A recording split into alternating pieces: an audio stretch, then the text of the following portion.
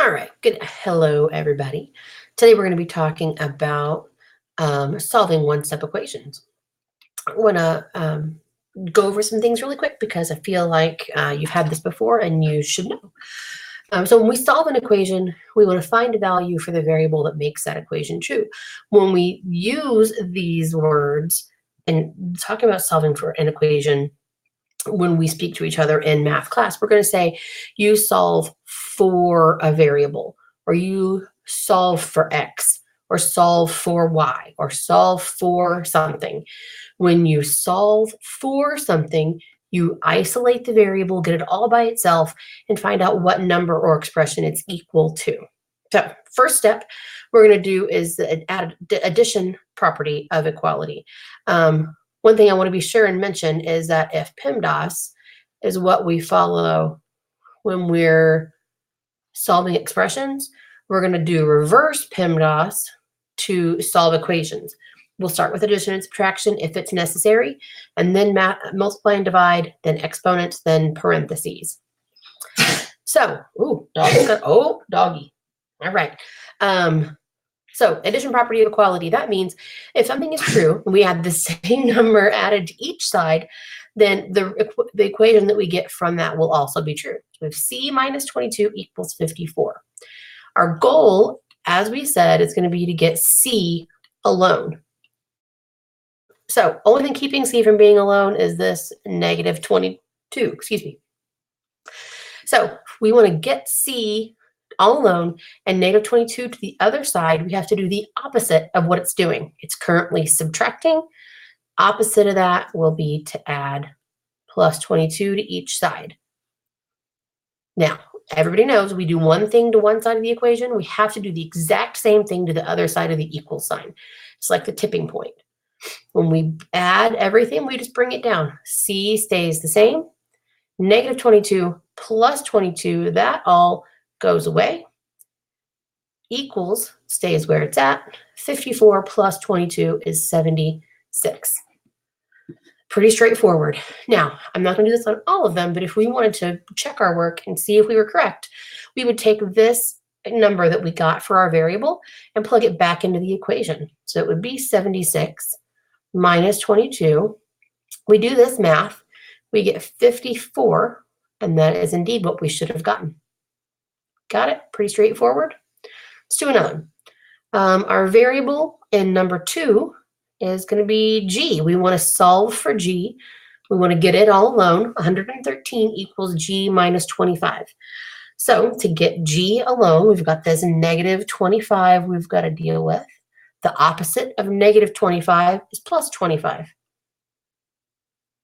So we add that to each side. Since the two numbers on the left are both constants, we can combine those together.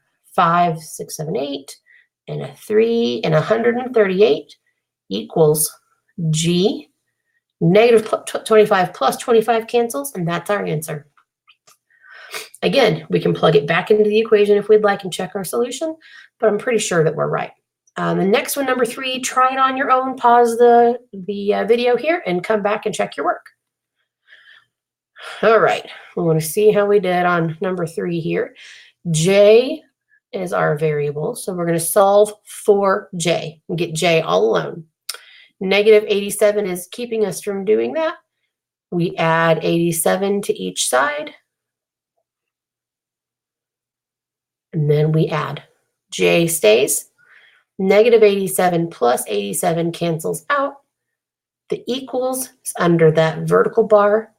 87 plus negative 3 is the same as 87 minus 3, and that's 84. Fantastic. Moving on, we got the subtraction property of equality, which is the exact same as the addition property, but backwards. So our equation here, M is what we're going to solve for. We're going to solve for M. We've got plus 63, keeping that from happening. So the opposite of plus 63 is minus 63. Do that to each side. 63 minus 63 cancels. M stays the same. Equals is under the bar. And 79 minus 63 is 16. Just like with the ones above, we could take this 16, plug it back into M, and go on about our business because we are indeed correct. Let's do it again. Number 2, 27 plus K. K is our variable. If it helps you to circle or color over or underline the variable that you want to solve for when you're working these problems, please do it, whatever helps. 27 is keeping this from being alone, so we will subtract 27 from each side. Solve, those cancel. K comes down. 30 minus 27 is 3. Pause the video, try the next one on your own. All right, this one's a little bit backwards again, but we can still work it the same. P is our variable. We want it to be alone. We've got to get 16 away. Opposite of plus 16 is minus 16. We add everything now in the columns. Negative 12 minus 16 is negative 28 equals, P comes down, the 16s cancel, and our answer is P equals negative 28. Moving on, multiplication property and a division property of equality are the exact same ideas as the addition and subtraction properties, but these are multiplying and divided. Only thing is we cannot multiply or divide by a 0 to get a solution here. So let's look at some examples. Number 1, we're going to solve for Q. We've got 2. I'm going to rewrite it because I like it to be a little bit bigger when I work these. 2/3 Q equals 1/2. I'm going to work this one in 2 steps, and then I'm going to show you how to work it in 1 step. So first step, Q is being divided by 3 and multiplied by 2. Well, I could do either one of those first. I like to divide or do the multiplication part first and get rid of this denominator because fractions don't always make sense to us. So I'm going to say I'm going to multiply both sides by 3. Let me show you why this works. I've got now 3 over 1 times 2 over 3. I can cancel the 3's. One's on top, one's on the bottom. Those cancel. And I'm left with 2 over 1, which is just 2. If that doesn't make sense to you, we can see that 3 over 1 times 2 over 3 is going to be 6 over 3, which reduces back to 2 over 1. So we multiply, and now we've got 2Q equals, and over here I can imagine 3 over 1, and we multiply across the top and across the bottom, equals 3 over 2. Now, Q is all alone with 2. 2 is multiplying Q, so we need to do the opposite of that and divide by 2. Equivalent operation to dividing by 2 is multiplying by 1/2. So that's what we're going to do. 2 divided by 2 cancels out, and I'm left here with just Q. 3 times 1 is 3. 2 times 2 is 4. We've got Q equals 3/4.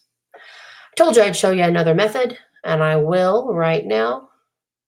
I like to do things in as few steps as are required. So if you see that 2/3 is being multiplied by Q, if I want to divide, just like instead of dividing by 2, I multiplied by its reciprocal, or 1 over 2, I could multiply each side of this by its reciprocal, which is 3 over 2. Now, 3 divided by 3 cancels. 2 divided by 2 cancels. And I'm left with just Q. And over here, I'm left with 1 times 3 is 3. 2 times 2 is 4. So I did all that same work in just 1 step. Let's try another one. Got 39 equals negative 3R. R, again, is what we're going to solve for. It's our unknown variable. Negative 3 is multiplying with R. So I need to do the opposite, which is divide. Negative 3 divided by negative 3 cancels out. And over on the right, I'm left with just R. 39 divided by negative 3 is negative 13. Let me write that a little bit better. That was awful. So negative 13 equals R. Again, I can plug this back in for R and find out what happens next and see if we're right or not. Let's do one more and then you can try one on your own. The variable on this one is K. We want to get K all alone. Again, I'll show you the two different ways you can work this if you'd like. I'm going to rewrite it. 3/5 times K equals 6. Well, first, I'm going to multiply by 5 and cancel the 5s out.